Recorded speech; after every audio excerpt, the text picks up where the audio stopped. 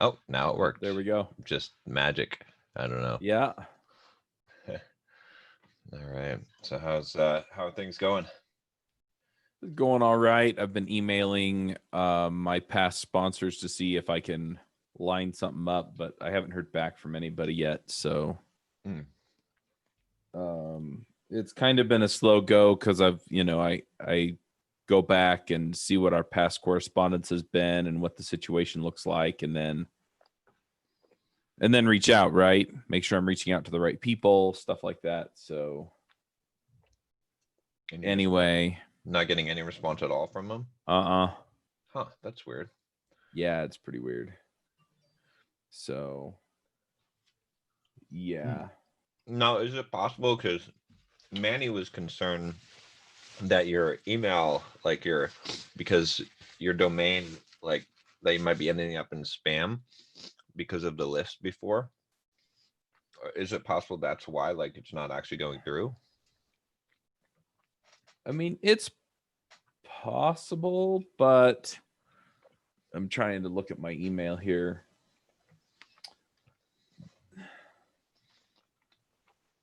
There's so much freaking stuff in here. It's possible, but since I've emailed them before and they've responded to those emails, typically that's enough for Gmail to not flag you for deliverability for them. And Yeah. I haven't had any trouble getting my emails into other people's inboxes. So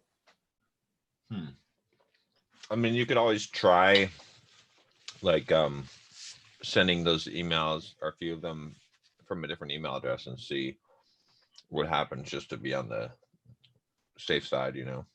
I actually have been. I switched all of my emails. I was getting so much crap in my inbox that I literally switched email addresses. And so if you email Chuck at devchat.tv, it'll give you an autoresponder that says, "Oh, by the way, I changed my email address. If you really need to get a hold of me, go fill in this form and I'll email you back." And so I've been hitting inbox zero a couple times a day, every day. Okay. Just because I'm not, yeah. So it's coming from a completely different email address. Maybe that's part of the issue. Maybe they haven't flagged that email address as a whitelisted email. But I don't know. I'm going to send a bunch out more today and tomorrow. I don't know how much longer I can keep going like this before I just have to figure something else out. So Yeah. Well, yeah, because you've got, just financially. yeah. So there's that. I've been running the You Don't Know JS Yet challenge, and we've had 40 something people sign up for that. I have a feeling, because the people who are in it are just, they're raving about it. They love it. And so I have a feeling that if I decided in a week or two to put a new challenge up and run it again, and have people record video testimonials, because all of the challengers I've talked to so far, they're like, "Yeah, I'll do a video for you." So they're really, really digging it and they're excited about it. And so, I could get some really solid testimonials and social proof behind it. And then I think we could run those to promote it, right? I just pop those videos into Twitter, maybe put some of them up as video ads on Facebook. I think we could really get quite a number of people into the next challenge. But that's at least a month away, right? And I don't know if I have a month's worth of runway left. So I'm trying to figure that out. I did post to Twitter, because a bunch of people were like, "Well, make a course and we'll buy it." I had a whole bunch of people telling me that. And so I said, "Okay, well, what course do you want?" So I put a poll up on Twitter. When I looked last night, I had like 20 or 30 responses to it within like 12 hours that, they had all filled me in. And it looks like, I'm just going to pull it up again. It looks like the majority of people, so 50% want how to go from junior to senior fast. 23% want a how to podcast course. Another 21% want a personal branding / content course, which would kind of be the same thing. I also had, it only lets you put 4 options in. Now they're Yeah. 38 votes, by the way. I figure if I get over 100, then I'm looking pretty good. Premium JavaScript Basics podcast got 5.3%. So, And what's the price for the Java or the You Don't Know JS challenge? it's $197. If you used a coupon code, it was $147. And it seemed like most people were willing to pay the $147 or $197. I had a bunch of people from other areas or who had gotten laid off that were, they're like, can we get some kind of discount? And I've been trying to work with those folks, but I made a deal with Kyle that I would pay him for every registration. And so I can't discount it too much because I need to make back enough to pay for my time and to pay him for the books and his time and everything else. So, yeah, I've had a few people that basically said, well, I just can't afford that, if it was $10. And I'm like, well, if I let you in for $10, I'm losing money. Yeah. So, financially, I just can't, most people seem to understand. I had a few people that seemed disappointed that I wouldn't just roll over and give it to them, but well, anyone that says that they can't afford $200 is lying, because or they're just unaware. It's not true that you can't afford $200. Yeah. I've had a few people that basically said, I live in a really poor part of the world, and I'm still a student, and so I'm not actually making the money. And so, I basically told them, well, then it's probably not the right time for you, because if you can't afford it, then I can't afford to give it to you either. So exactly. Yeah. I'll try and run it again, and hopefully you can come up with the money next time. Yeah. So okay. Yeah, I mean, that could work. The only, I wouldn't do paid advertising though, because the problem is you'll have to spend so much money to get the advertising working initially, right? yeah. So I just hired a Facebook marketing agency, and we're looking at like spending a minimum of $200 a day just in the first month just to get things rolling. So Yeah. that's I do a much more limited campaign and see if I can start getting it to convert at all. And then if I could see some traction on it, then I'd probably ramp it up. But otherwise I might just, drop a few $100s into experimenting with what messages actually look like they're working. I don't know. I'm still figuring that out, and I'm not really committed to it, but it is something that did go through my head.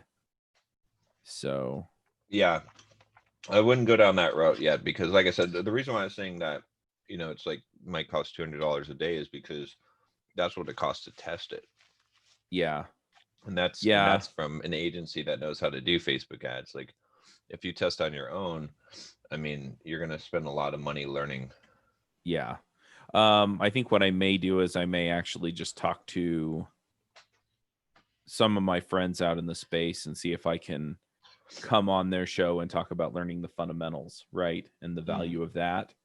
And then actually just pitch the challenge at the end. If you're working in web development at all, if you're doing JavaScript, then then go check out the challenge, and then we can push people that way. The other thing is that I had a few people give me the feedback that they saw that it was we were doing the Getting Started book where we talk about just fundamental concepts from JavaScript, right? But they're the flip side is they're fundamental concepts that the advanced people either ignore or don't completely understand. So it would help them as much, if not more, as the beginners, right? And so we have a few folks in there that are like, yeah, I've been programming in JavaScript for a long while, and I'm learning a ton of stuff out of this that, that I didn't know, that now I feel like I'm more capable with JavaScript. And what's funny is that we're still talking about how the language works, right? We're not even into, here's how prototypes work. Here's how, scopes and all that stuff. We haven't even gotten into that, right? I haven't even made them write code, and they feel Yeah. like they understand things better because of what we've done in the first week. So that's what I'm looking for out of the testimonials is, I can play back some of it and essentially say, or get some of the challengers to come on JavaScript Jabber, and we do a bonus episode and talk to Okay. people who went through the challenge and have them say, I've been doing JavaScript for 5 years and I didn't know this stuff. Right. Yeah. But anyway, so that's one thing I'm looking at. But I'm also looking at, like, if 50% of the people, like, if I can get 100 votes on this tweet, and it looks like the majority of these folks are going to want the how to go from junior to senior dev fast, then I may actually put something up there, pre-sell the course, and just let them know, look, I'm committed to, if we sell so many of these, and it'll probably be some number like 50, right? But if we sell 50 of these, then I will actually jump in and make sure that you get a lesson every day or two until it's done, right? And then I can go back and I can refine it and clean it up and make sure that any questions that come up in it get answered and stuff like that. And then I have an asset that I can sell off the back end. But this week I've been mostly focused on sponsorship. So the plan is to reach out to the rest of my past sponsors and then hit the list of like 900 companies that my sisters pulled together for me and reach out to them. What I'd like to do, though, is I'd like to actually sit down and record like 5 or 6 10-minute podcast episodes. And so it's just going to be, hey, look, these are the first one might be, these are the 10 mistakes I see people make with podcast sponsorships. You just run through them and then like do an episode on each of those and then essentially email them and say, hey, look, I'm submitting this podcast to the App Store, but I thought you might be able to use it. Right. Oh, I see. That way, yeah. So then I have an in, right? I'm not emailing you because I need a sponsor. I'm emailing you because, hey, I've got this thing that I think would help you. And if you want to talk more about it, then, set up a call and we'll jump on and talk about how you can do sponsorships. If that makes sense. Yeah, I think that's a good end. That makes sense. Because then, and then I can follow up next week. Yeah, you're kind of hitting on the pain, right? Because and then you're going to be looked at as the authority, the solution to their pain. So yep. Yeah, I mean, I definitely think your focus should be on the podcast and sponsorships because that's the thing that's going to get you through in the long run. I think also like it might I'm make still sense. running into people though that I've talked to in other ways that I haven't reached out to this week, but just over the last few weeks. Yeah. That they're still in a holding pattern over sponsorships and marketing spend. Yeah. I mean, that's. I'm just worried that we're still in that place, and I can go do all this work, and I'll have people ready to buy when their budget opens up. Mm-hmm. But that may not be in time for me to get done what I need to get done. Well, there's a few things you need to do. I mean, we've been talking about some of these things. I mean, obviously, I think in the short term, as far as income coming in, well, and this isn't the top priority, but before I forget, is I think doing some of the affiliate deals is something that's in your control. And yes, I do need to do that. I think I need to do that next. So once I send that initial, hey, here's the podcast stuff out. Yeah, I need to do those affiliates. And I mean, things are so insane that, or things are, I guess, down to the wire enough to where like my family's down at my in-laws' house this weekend for a family reunion. And I just looked at my wife and said, I can't go. And so they're going to be gone all day tomorrow too. So I actually have an extra day to put in on this. Yeah. And so today I'm going to finish up the outreach for the sponsorships. And then, tomorrow I think I'm going to set up do the affiliate stuff and, get the sponsorship messages together and see if I can get some of that stuff rolling along as well. I need to figure out some of those affiliates, but, I mean, I figure I can do Interview Cake. Manny's stuff has sold pretty well when we've done episodes with him. I should probably go look at some of your stuff too and, affiliate on some of the Simple Programmer courses because I think I can sell some of those. Yeah, you could probably sell how to market yourself as a software developer because of the Yeah. branding, right? It's like a brand building course and 10 Yeah. steps to learn anything quickly. So yeah. Yeah, 10 steps to learn anything quickly, I think hits a nerve. But yeah, I can do some of that. I have an affiliate with a company that sells computer bags. And so I can go talk about their stuff. They're actually gaming bags, but they're really nice bags, and they've got 1 million pockets in them, and they're awesome. Yeah. So I can do some of that and just see what works. And if I can get even a few $100s coming in every week off of the affiliates, then I'm probably going to be in at least okay shape going forward, because I can essentially, go back to, because where I'm at is my team has kind of been patient with me, and they've worked a lot without getting paid everything that I owe them. Yeah. And so if I can show some progress and pay them something, right, and I can just basically say, look, it looks like we're going to be getting about this much in affiliate sales. Yeah. Then, yeah. I've also thought about doing like just a 2-hour video that's just hey, here's how to get everything together to start a podcast, and see if I can sell that for $50 a pop, and then inside it there would be a referral to Bluehost, and see if I can get some Bluehost affiliate. I mean, I think so definitely that as far as the income producing, I think that will work. But I think the most critical thing that you need to do right now is actually to cut expenses to batten the hatches. This is the thing that we've been talking about, and it's like, I think that you've really got to actually do it this time. Like you've got to find a cheaper way to produce the podcasts and really down. Yeah, I went and shopped that around a little bit. Yeah. What I'm paying is actually less than the going market rate for editors. I mean, I may be able to find somebody overseas that would do it for cheaper, but what are you saying that the going market rate is for editors, for audio editors? So I went and looked at just some people that are out there for contract, and I've also looked at some of the production companies, and I mean, just the editing goes for about what I'm paying it, which is $75 to $85 an hour, or per episode. Sorry. How much does that work out per hour? Like it takes 2 hours to edit an episode? Probably something like that. So 30 to 2 or 3 hours. You can get good audio editors for $5-6 an hour, $10 an hour for sure. Like 5 to 6 is a little harder to find. You'll have to like screen people out, but $10 all day long. Like on Odesk or Upwork? Yeah, Upwork. Yeah, for sure. I mean, you have to still like screen people out, and you just send them, a test. But yeah, there's no way you could cut your costs into a third. Yeah, so. I don't know that I have a whole lot of choice at this point. Yeah, no, you have to. You absolutely have to, because you can't. I mean, even if you survive this, right? Like, I mean, hopefully you will. But this, this day could come again. Like, if you had made these decisions 6 months ago, you wouldn't be in the boat that you're in now, right? Right.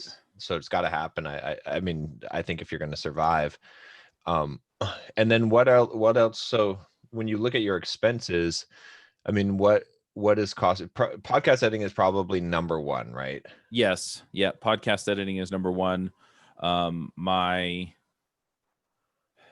My VA / executive assistant / production manager is, after the editors, because the 2 editors together cost more than she does.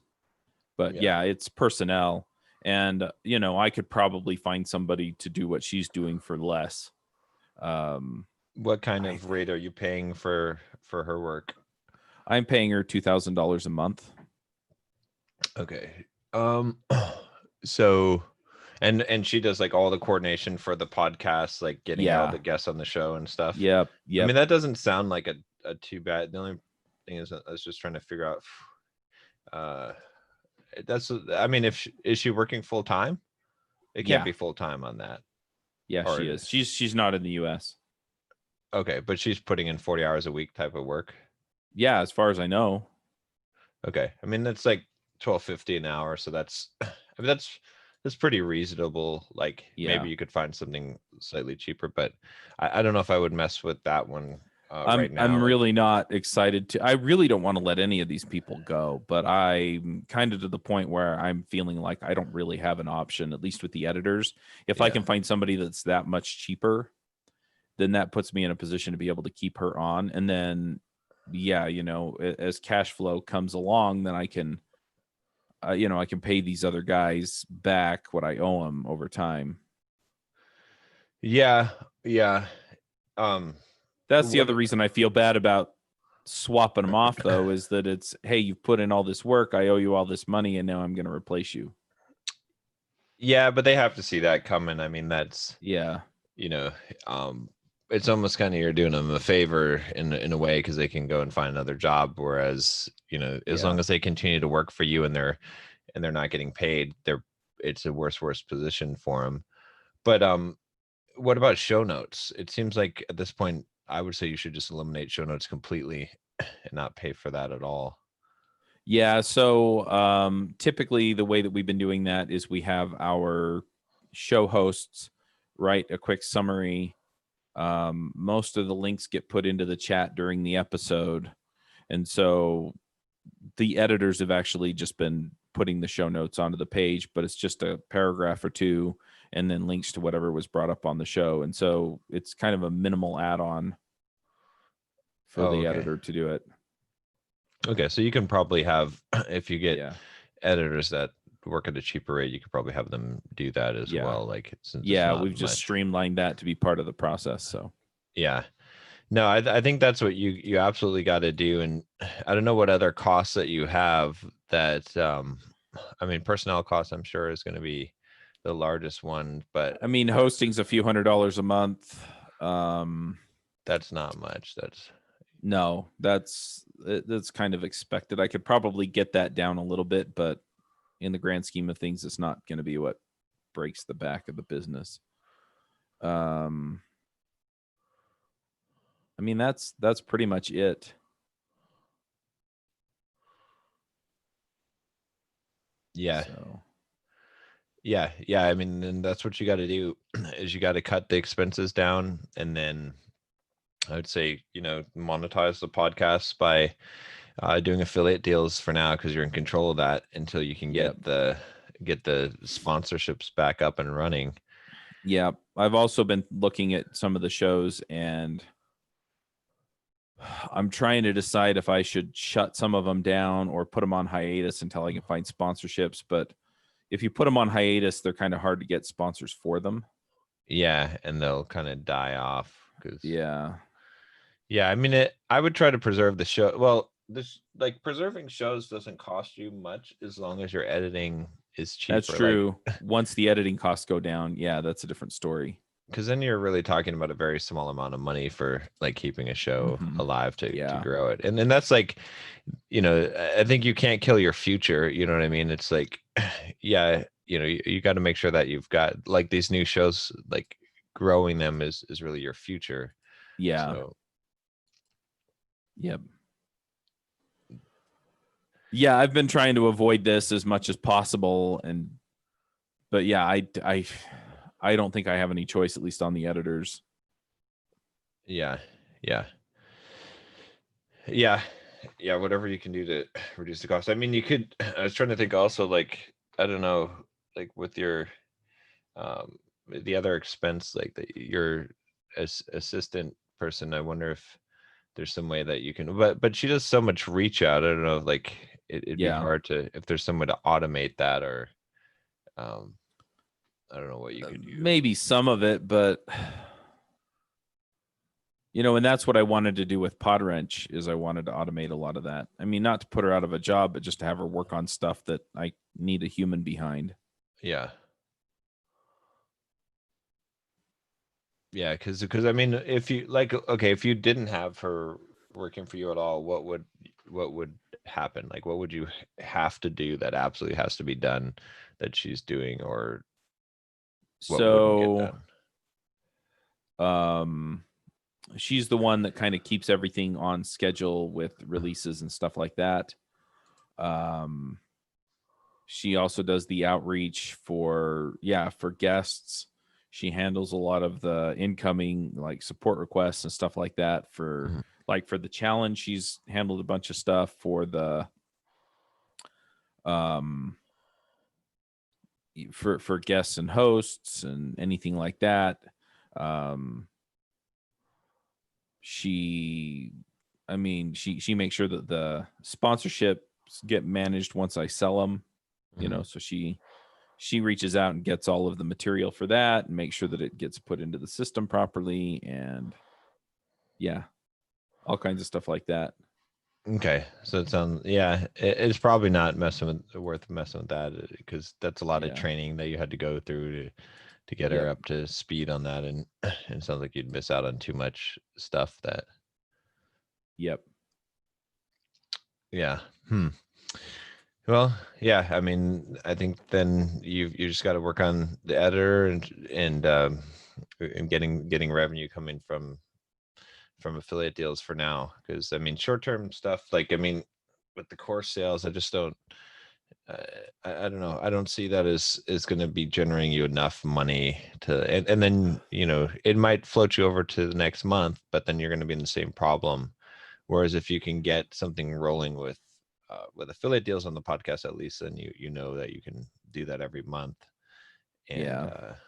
and eventually those sponsorships come back around. Yeah. Yeah. That's more or less what I'm thinking. Yeah, yeah. So Huh.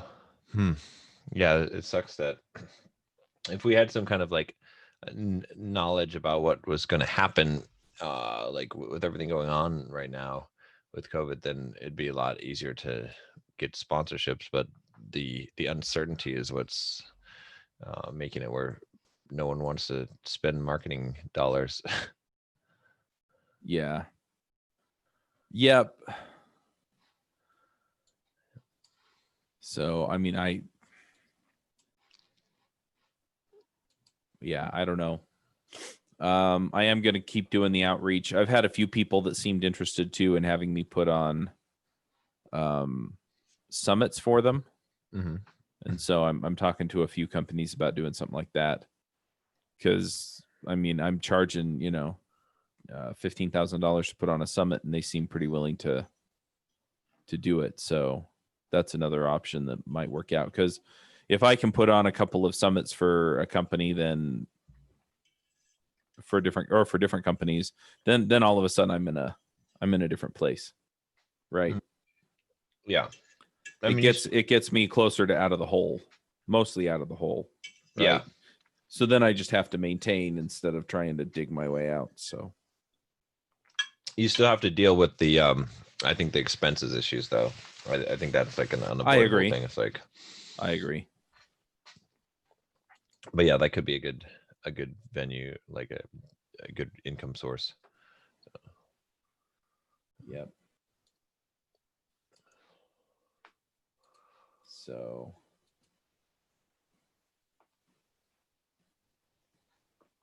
Yeah, I've been working on trying to get Facebook ads going. I hired an agency, and it looks pretty good so far. I mean, they're pretty thorough. They've been interviewing me about all kinds of things about the product and my right. audience, and collecting a bunch of data. Which And which which product? Bulldog this, Mindset? yeah, for the membership. Yep. So we're Right. going to be selling like the $7 for the first month trial for the Bulldog Mindset membership, and just going to go straight from Facebook ads to that offer. And yeah, so they're going to test a bunch of different audiences and different marketing, different messaging. So hopefully, I should be able to uh, get that going, because that's, I think that'll be key. Uh, Probably going to be a pretty good upfront investment to get it, Right. but yeah, but I've hit the point where Bulldog Mindset membership right now, there's like 656 members, but it just stays around 650, like, because it's, I get new people, but then some people leave. So in order to really grow it to the next level, I've got to be able to get paid advertising working. Yeah. So what are your financial goals for all of this then? Like, As far do you have a dollar amount in mind, or a number of subscribers in mind, or for the advertising, or just in general for Bulldog Mindset? for both? So for the advertising, what constitutes a success, and then long term, where do you want to end up? Yeah, I think for the advertising, what constitutes success is really any amount of profit, right? To be able to profitably advertise, right? As long as I'm making more money than I'm spending on the ads, even in a like 2 or 3 month recapture, that's fine. And then, so I can scale that up, because if I'm building the audience, right, then there's more opportunities to sell within that audience, and then I know it's working. And then I think, I mean, financially, like my goal would be really right now, I'm trying to get Bulldog Mindset to $100,000 a month in revenue, right? Basically like $1 million revenue business. So that'll probably be a combination of getting maybe like a couple thousand members into the membership, and then doing like the masterminds and getting more coaching, and then I'll probably start to bring in more things into like different courses and things like that. That'll be work as upsells. But Right. but yeah, that's basically the goal right now. Good deal. Yeah, I think as long as I get the advertising going, then I can get there. But yeah, it's hard to get it started. I think that's, I was running some Facebook ads myself, like we were talking about the other week, and it seemed like, I mean, the ad was doing well as far as like click-through rate and everything, but I wasn't tracking any conversions. And I think the problem was that my conversion tracking was a bit wonky. So so they're supposed to be fixing that within my account, and then once that's fixed, and we'll run the ad again, and then we'll see what's actually how it's actually performing. But yeah it's tricky with this. Yeah, I've been working on a couple other things too. I've been trying to like there's so many things that are going on now, like trying to get a lot of stuff just organized that that needs to, you know that's like small stuff that needs to, like I'm working on Simple Programmer right now. I've got my copywriter working on creating a new funnel for an entire new like front to back end, essentially to go from the lead magnet all the way to the sales process, so that we can start selling how to market yourself as a software developer, because right now there just hasn't been much working on that. And then I've been working on, also the other thing I realized I need to do was to hire like a photo editor to edit, because I use a lot of imagery, right? And so especially Bulldog Mindset, like on Instagram, like I post pics on there, like I've just post raw pics on there, but it's kind of silly. Like I'm competing with people on Instagram that are for attention, that are posting like edited photos, and so I should have a photo editor to improve the lighting, improve right. the foot retoucher basically. So I've got a job out on Upwork, and I hired a bunch of people, like I think 10 people, to do a test job of like 6 photos.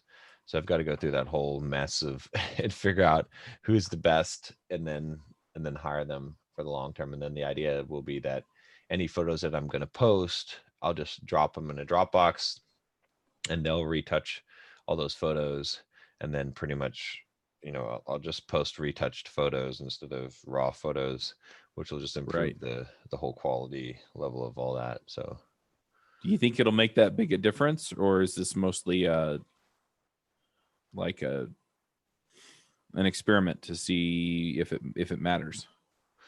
I mean, I think it'll make a fairly good amount of a difference, especially, because Instagram is such a visual medium. Yeah. So if you can get quality enough photos that they are like competing with some of the front page things, then I think that brings it's going to bring a lot of traffic to it. But we'll see. I mean, it's at the very least, I figure it's just going to be better for anywhere that I'm using imagery, which I do a lot. So yeah. Yep. But and then the other thing I'm working on is still the UTM parameters on everything, so I can track everything. I've got now a system in place, and I'm using that software that Manny was talking about, but I need to get it all implemented now. Like that's one of my big tasks, is to just go Right. through every single link, make sure they're all UTM parameters. I bought the domain bulldog.me. So Uh-huh. it was kind of funny, actually. I tried to buy it about a year ago, I think, or maybe, yeah, probably about a year ago, and it was not for sale, but it was like, or no, it was for sale on like GoDaddy for like, I want to say $5,000 or $6,000. Oh, that drives me nuts. Yeah, so they had an option to bid on it, right? To like make an offer. Uh-huh. So I think I made an offer of like $100 or something like that. And I didn't hear anything back. And then like about a month ago, the guy that owned the domain emailed me. He's like, if you still want it, I'll give it to you for $250.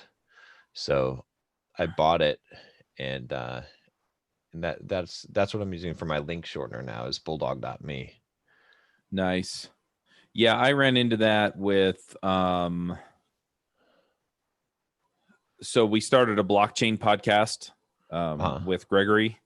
Yeah. And so I went out and I looked up adventuresinblockchain.com, and yeah, I put in that I'd buy it for $100 or something.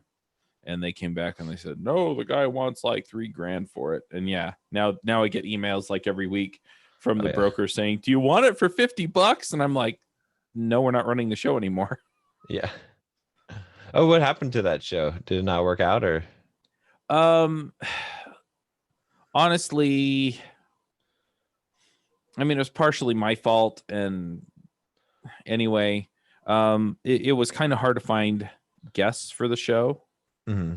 And what I really needed to do was just to sit down and do the work to figure out who we should be getting on the show, and then actually just pull it together. But the other issue was that I think Gregory had a kid or something, and so he couldn't be on for a few weeks, and there was no way I could carry that show myself.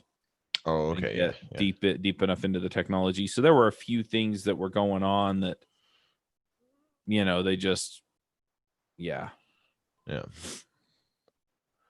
But yeah, I mean, honestly, I need to shore up that process where it's, hey, we're starting a new show, and yeah, then we, essentially we go through the process of, these are all the people that we want to get on the show. Here's how we're going to pull this together. And typically, if we can get enough momentum with the high quality guests, then what we can pull together is, out of those first, 40 or 50 people that we invite to the show, there are going to be a handful of them that are willing to keep coming back. And so we can build our panel off of that. Yeah. So, yeah.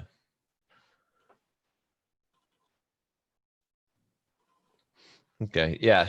Yeah. That's too bad, but I guess it'll. I mean, you can always bring it back once you get things under control. So. And I want to I'll probably reach out to Gregory and a few other folks here in a while and bring the show back. But when I do that, I'm going to have a whole process behind. All right, here's the process that we do. This is the process we follow for this stuff, right? So we're launching a new show. We're going to go and we're going to take these steps and make sure that we have, once we have a recording time, we start getting all these people scheduled. Hey, you can schedule here. Here's what to expect, blah, blah, blah, right? And we are looking for other hosts. And so if you like what we're doing, then you can keep coming back, right? Yeah. Yeah.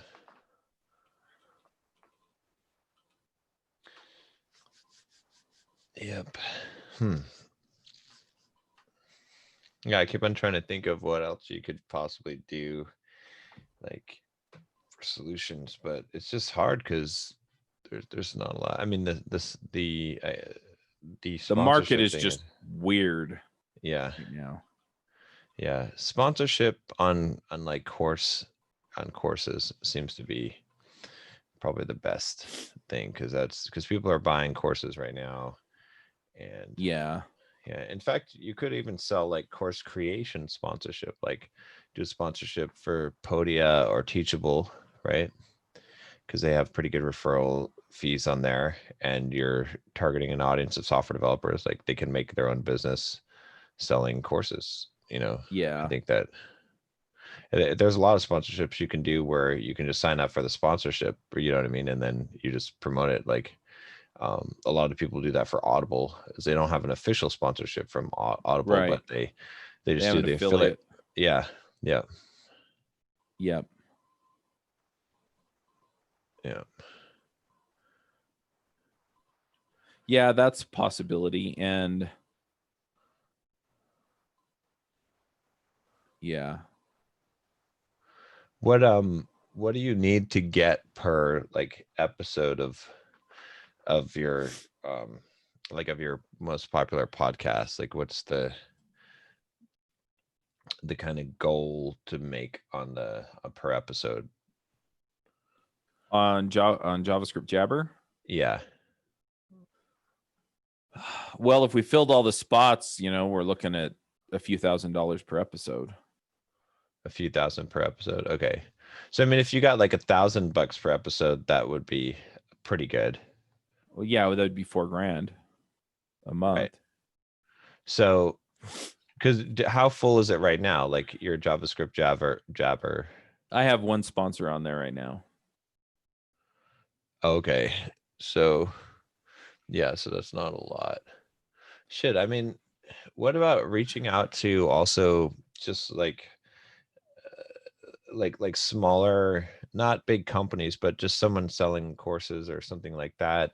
Yeah, I have a West Boss affiliate too. So I'm looking at doing that because I think I can sell a bunch of those. Yeah. Or even like, it'd be a good one. Actually, this might work. Um, go on Amazon and look at the top software development books, Uh-huh. and then reach out to the authors and then ask if they would like a sponsorship. I mean, you'll have to get them a discounted rate, of course, than what you normally charge for sponsorships, like on JavaScript Jabber. But I mean, someone with a book would be probably willing to to sponsor you, to Yeah. sponsor the podcast to reach that many developers. Yeah. In fact, wow, gosh, complete software developer career guide is like shooting up in the ranks. In fact, I uh, I would be willing to sponsor a JavaScript Jabber or a few JavaScript Jabber episodes. Uh, what would you be able to do for like, I don't know, like let's say 2 months of JavaScript Jabber. Why can't I say that word? JavaScript Jabber. Yeah, JavaScript Jabber. Yeah, 2 or 3 months of it. So one sponsorship goes for about $700. Uh-huh. So for 2 months, you're looking at around $6,000. Okay. It might be too much for the book because Yeah, that's what I'm thinking. I mean, darn, I don't know if I want to negotiate in public. yeah, let's not negotiate in public, but you can email me and we could figure something out, because I mean, there's definitely a price where it would be worth it for me to do it. And if Yeah. you don't have slots to fill, then it probably will be worth it for you to do it as well. And if I could get like 2 or 3 months worth of exposure on it, I feel like that could move the needle enough that it would be Yeah. worth it. Yeah, the book Yeah, is I just did a search for software development books. I mean, the top one's Clean Architecture by Robert Martin, Uncle Bob. on Amazon. Yeah. What did you type in? Software development books? Mm-hmm. Let me see.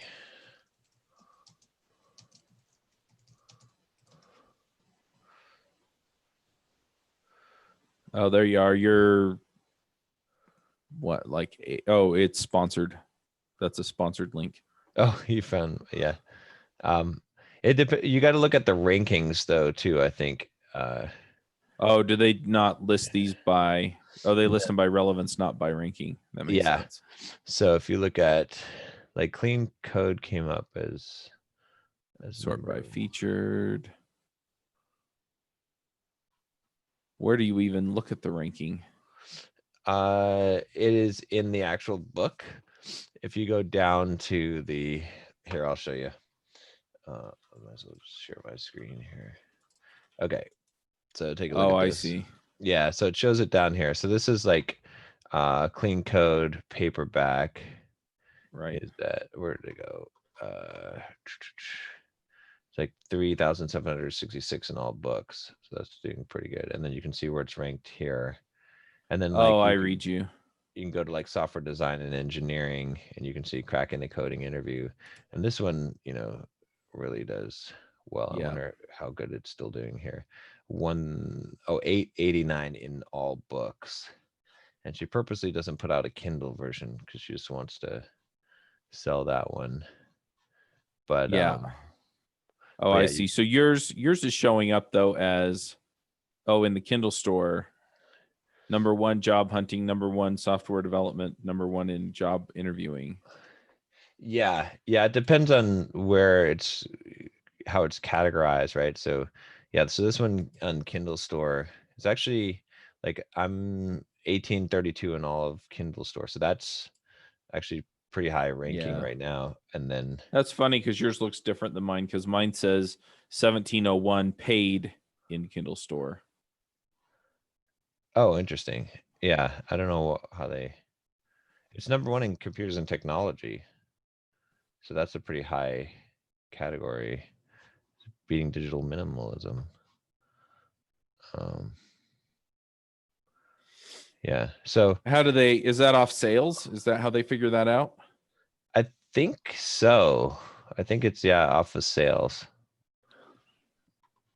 Let's see how the audio is ranked like 5103.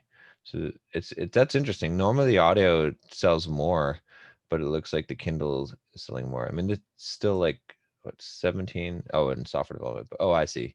In the software development books category, I'm right behind Gail again. Can never Yeah. get past her. But I'm above Bob. Yeah. You're above Dave and Andy as well. Yeah. And I'm selling it at $9.99 now for the Kindle. But yeah, if you look through here, I think you can find people, like maybe if you can get a hold of Gail. I've never been able to, but if you reach out to her, right, like, she might potentially, or even maybe look down the list a little bit, right, to some of the people that are not quite where they want to be on the ranking, right? I know Corey. I've talked to Corey before. He would probably take you up on the offer because I think he's wanted to advertise on my site before. Yeah. And then just look for If some you of could these. give me a warm intro, that would be good. Okay, I'll see if I can. I'm not sure if I'm on enough, like, close enough terms with him that Yeah. but You know him better than I do. That's true. Okay, let me see if I've got. So your Audible book, that's interesting that they list them separately. Yeah, because that shows up down there. Like even the print version also is down there. How do you find the bestsellers list? How do you find like this list? Oh, here we go. I found it. Computers and technology. Yeah, you're number 1. So yeah, you just have to go like on the rankings there, and some of them are going to be in other categories that don't show up here. They only show like yeah. what they think are the 3 most relevant categories on it. So I don't see the software listed here anywhere. What do you mean, like software development? Yeah, in the bestsellers list that you're looking at there. Here's software development right here. But you have to like find something that already is ranking for that Oh, I in our, gotcha. right? Because they have so many different categories. I mean, you can also Yeah. just search through here, like when you go to computers and technology, then you can drill down. And this is like all books. It's not on Kindle because there should be like a division here between Kindle Kindle. books and yeah. Yeah. So yeah, if you go to Kindle store and then Kindle ebooks, and then Oh, you can that's kind of drill interesting. down. Yeah. So then they have like a So software development yeah, software development is showing your book as number one for me, and then Python Crash Course. under Kindle store. Yeah, Probably. Yeah. Yeah. It should be because I'm third in computers and technology under like the top level Kindle ebooks. I And gotcha. what is it? Applications and software? Or no? What's the next one down? Programming. Computer science. No? Programming. Oh, programming. Oh, I see. Yeah. So programming is number one. Yeah. Computer And then programming. software development's under that. But Yeah. But yeah, but you can find quite a few authors within here. Like just start looking through all those categories, and especially the ones that are directly relevant to the podcast, like Apple programming, right? Like, I think that would work. I think that would yeah. get you some people. Well, the other thing is that I can also get into software design, testing, and engineering. Like I could probably reach out to some of these authors too, and instead of necessarily offering like I could offer a package where it's like, look, I'll run your, so like Corey Althoff, for example, I could essentially say, look, we'll run ads for 4 weeks or something, and then we'll also do a podcast interview right for an hour. Yeah. Yeah. And we'll release it as a special edition episode on the feed, and then we get you in front of a whole bunch of people. Yeah. Yeah. Yeah. I think that would be cool. Yeah. You could definitely do like packages like that. Yeah. Yeah. And then that gets you a guest too. So Yep. So it's you can either do that or you can just, run for 2 months of ads. yeah. All right. I don't know what happened to Manny today, but I guess we should probably do thoughts. But yeah, email me off of the podcast, and then we can talk about Yeah. I would be willing to, like, because the book's doing so well now that I feel like another push could move it up into the next level. So it might be worth doing something. So the next level would be what, right? You're trying to dethrone cracking the coding interview. That's my life goal. And which category was that in? That cracking the coding interview is in. Yeah. Let me see what cracking software development. I think that might be it. There's no ebook version of cracking the coding interview, so it's in so it's just Kindle in the version. Kindle store itself. Well, no, there's no Kindle version. It's right. only in the regular. Oh yeah, I see what you're saying. It's in the Amazon store. Yeah. Where is it? Let me see what the actual category. Cracking the coding interview.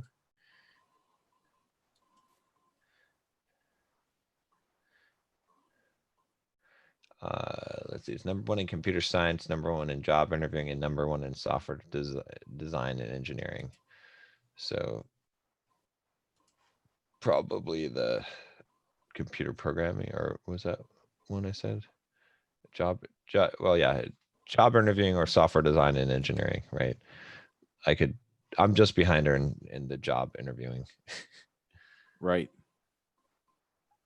There it is, cracking the coding interview. Yeah. Because the thing is, like, getting to number one in some of these also gives you more exposure, so you sell more. Right. I mean, it probably isn't making that much of a difference right now with, because being number two is probably, good enough to but still. Yep. All right. Should we do thoughts? Yep.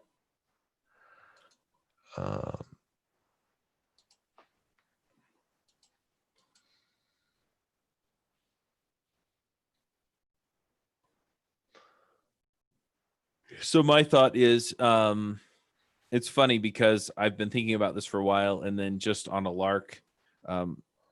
So I subscribe to the Bulldog Mindset podcast, and so I hear your voice every week. And you know, it's interesting when you talk about stuff like some of the different things that you talk about. It's like, well, I would have approached that differently, right?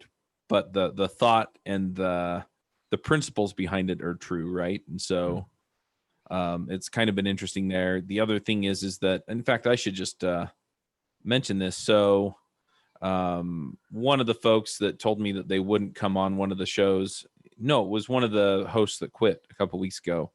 One of the things that he pointed out that, you know, makes you a bad person is the video that's, you know, how to sleep with your coworker or something. Oh yeah. Or how to attract your coworker. And I'm like, all right, you know what? I've got to at least due diligence, watch this thing, right? Yeah. And it's funny because there's so many cutaways, right? Where it's like, now listen, I'm not telling you to abuse your position to force somebody to do something, right? Right. And I'm sitting there going, you know, there's so much out there that, you know, people are going to decide to believe what they want to believe. And so that's one thought, is just, you know, everybody kind of comes at this from a different place too, right? So your approach to that and a lot of other things is colored by the sort of leadership role that you're trying to portray on YouTube and the way that you think about the world, you know, from that sort of leader perspective, right? Whereas I come at it more from either, and I'm still consuming everything that I can get my hands on by Russell Brunson, and he talks about the 4 attractive characters, and there are 2 that I identify with more, and one is I do identify a little bit with leader, which is where I think you come in, but I also have a little bit of reluctant hero and maybe a little bit of adventurer, right? So it's, hey, let's go explore this stuff together, and you know, I feel like I've kind of been called upon to do some of the things that I want to do, but I don't necessarily want to be out there in front taking the ring to Mordor, so to speak. Right. Yep.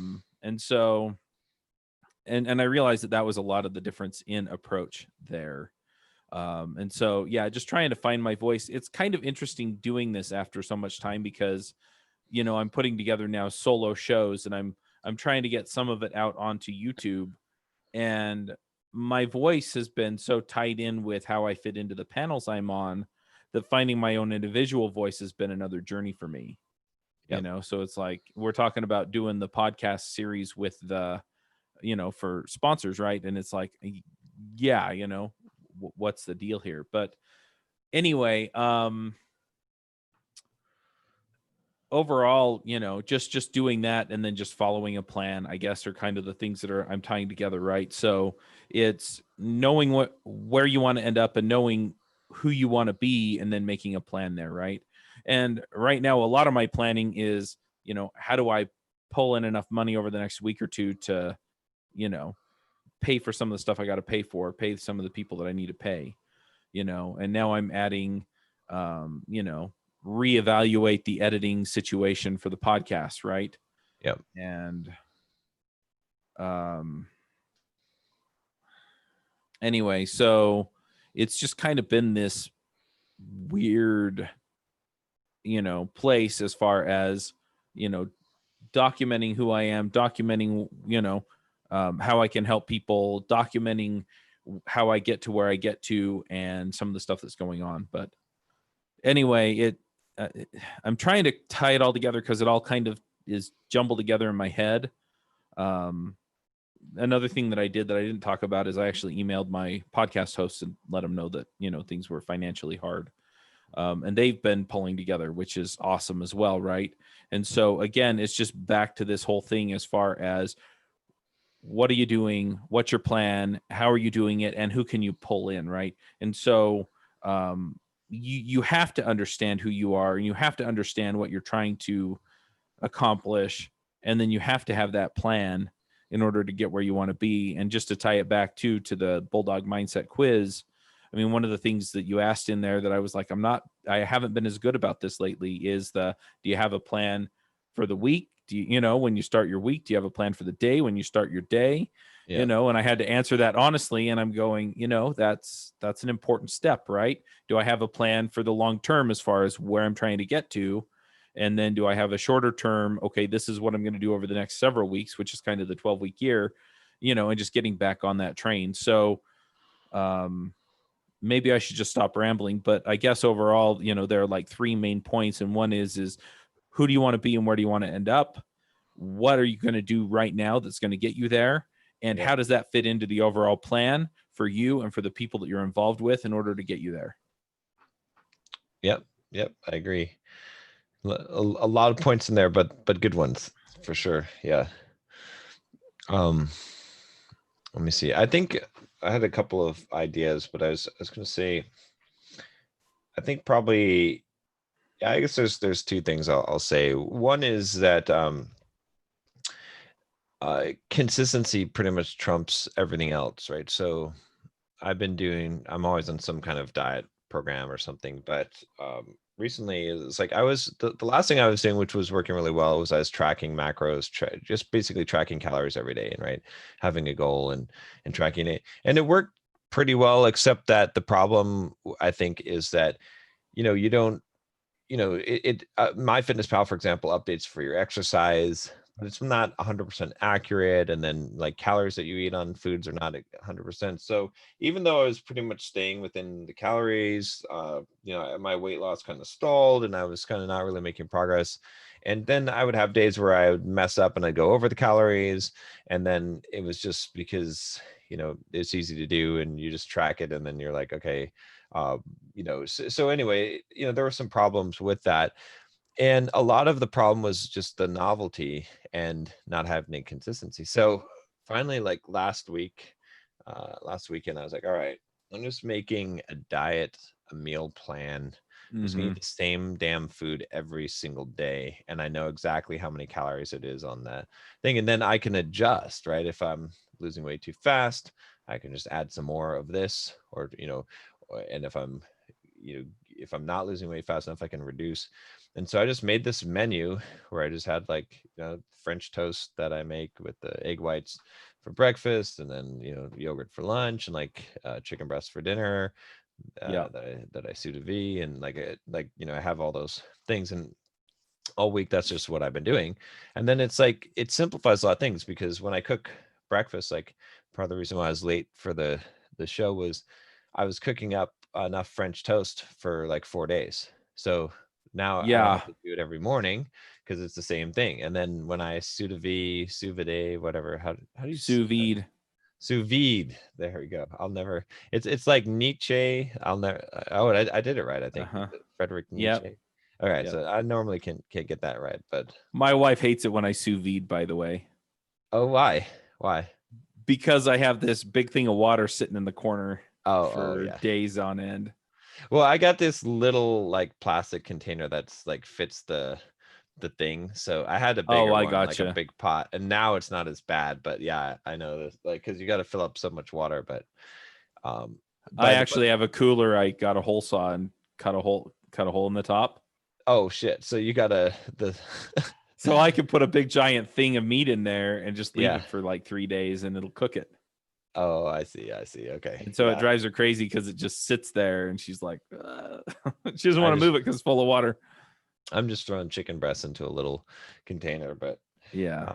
But anyway, I get to like I can do all that, like 4 days worth of chicken at one time, and then it's like it's simple. It doesn't take me a lot of time, and I've got the consistency, and I know. And then before I was running, and I'd run extra or run extra, or run or walk extra, and then I think, oh, I can eat this many more calories, which is just not like. Instead, if I'm fixed on what I'm eating, then it's like I'll burn this more, I'll lose this much more fat, which is a better place to be. So just having the consistency, right, I think is just the key, because then that allows you to, like, you can measure things, you can change things, so setting that up, whether that be in diet or business, Right. is critical, because then you can actually make changes and know what the effects of your changes are. So Yep. I think I'll leave it at that. All right. Well, I guess that's it. No Manny today. Nope. No Manny No. today. All right, Chuck. I'll see you next week. All right. Sounds good.